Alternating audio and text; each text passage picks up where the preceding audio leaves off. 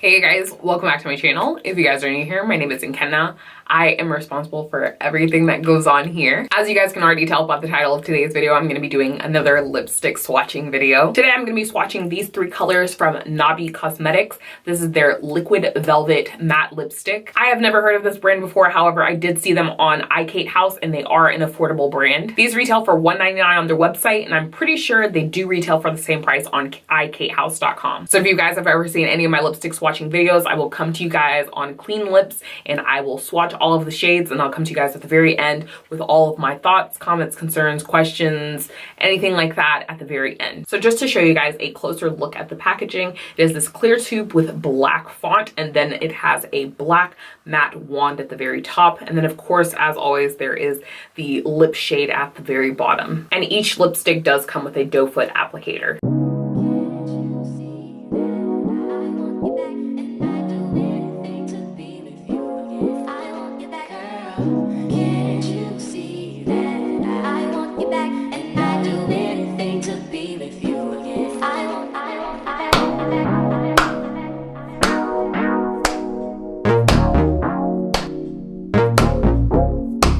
So you guys, those are all three of the lip shades. Just going ahead and getting into my notes. Starting off with Lilac, as you guys could see from the footage, it was a completely different color on my lips than it was in the tube. Moving on to the second shade, Purple, it was very, very slow drying and very, very watery. Like it was almost a completely different formula than the first and third shade that I ended up swatching. Something that I did notice when I was swatching Lilac, but I didn't really notice it too much with the other two shades, you could definitely smell the shea butter that is within this lipstick. It does say on the tube that it has shea butter and vitamin E in all the lipsticks, but again, I could only smell it when I was swatching the Lilac lipstick. Overall, they had a very thin formula, but the second shade was just very, very watery. They all ended up being very patchy. I put on 2 to 3 coats, and as you guys can see from the swatches, they were still very, very patchy once I ended up filming it. Overall, they were pretty quick drying. The lipstick does settle into the wrinkles on your lips.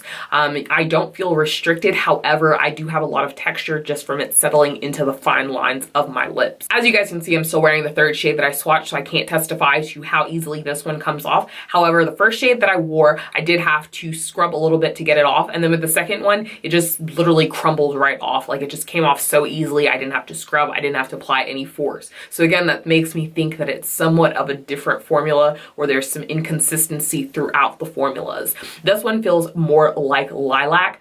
So I wouldn't say that it would be a stretch to say that I'm going to have to apply a little bit of effort when I am taking this one off. So overall, you guys, I would not buy these again. They do have a really low price point. However, it goes hand in hand with you almost are paying for what you got. They are not the worst liquid lipsticks that I've ever tried. However, they are not the best. It just goes back to that inconsistency within the formula, so you never know what you're going to get. So that is all that I have for you guys. As always, thank you guys so much for watching. If you guys did enjoy this video or find this video helpful, definitely give it a thumbs up and make sure you subscribe on your way out. As always, thank you guys so much for watching and I'll catch you guys later.